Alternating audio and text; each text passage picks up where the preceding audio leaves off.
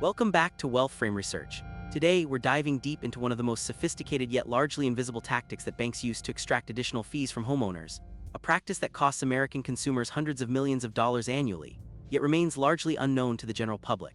This is an in-depth breakdown of how home equity line of credit providers manipulate payment dates to trigger overdraft cascades, particularly when interest rates spike. We're not talking about theoretical risk here. Our analysis of lending disclosures and consumer credit patterns reveals the real-world cost of these tactics. And the shocking part, your HELOC agreement probably allows it all to happen legally.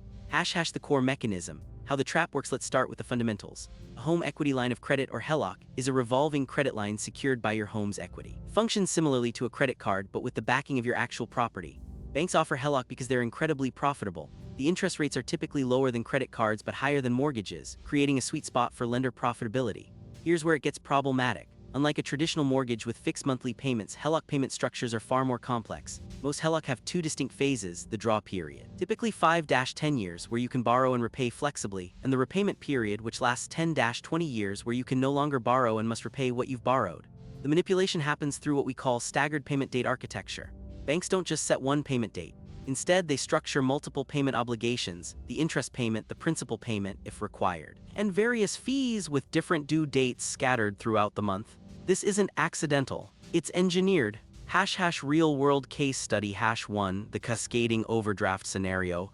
Let me walk you through a concrete example that we've documented repeatedly in our research.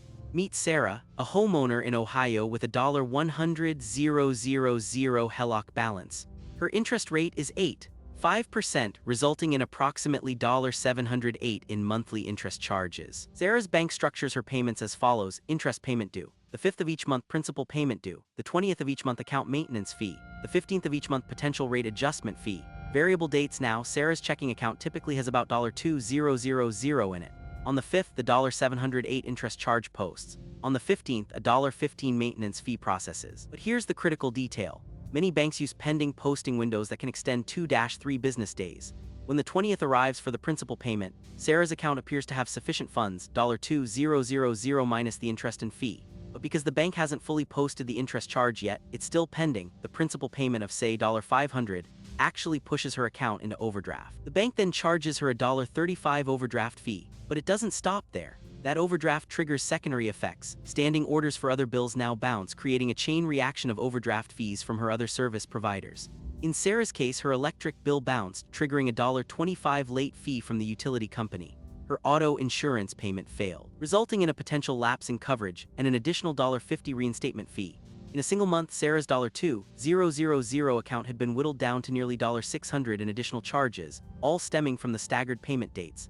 Case study #2. The interest rate spike trap. Our second documented case involves James and Margaret from Texas.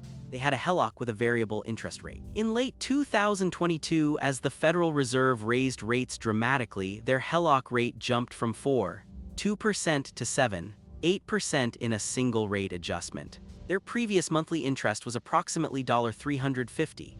The new monthly interest became $650. However, their bank didn't adjust their required monthly payment immediately. Instead, they sent a notification that the minimum payment would be recalculated at the next billing cycle.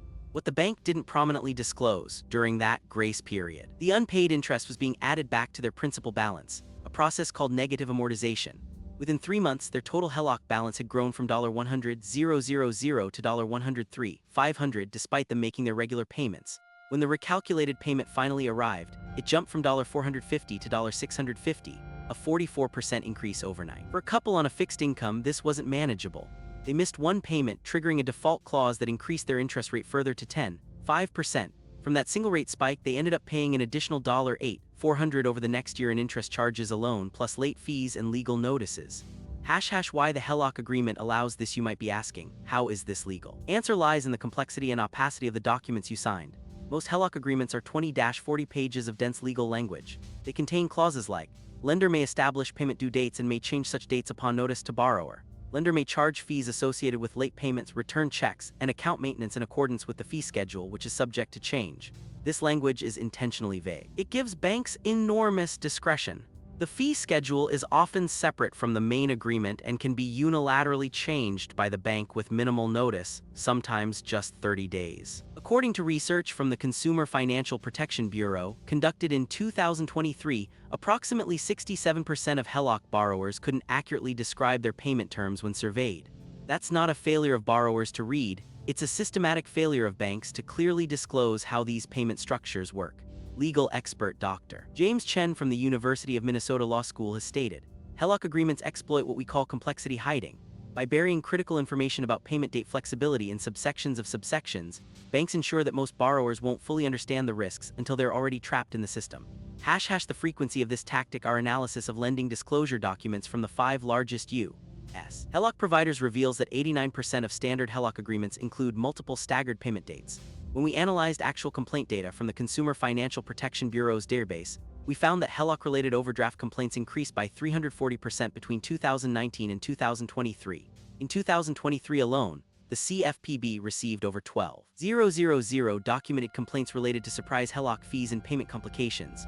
While this might seem like a small number relative to the total HELOC market, it represents only the most egregious cases, the ones where borrowers bothered to file formal complaints. The actual number of affected borrowers is likely in the millions.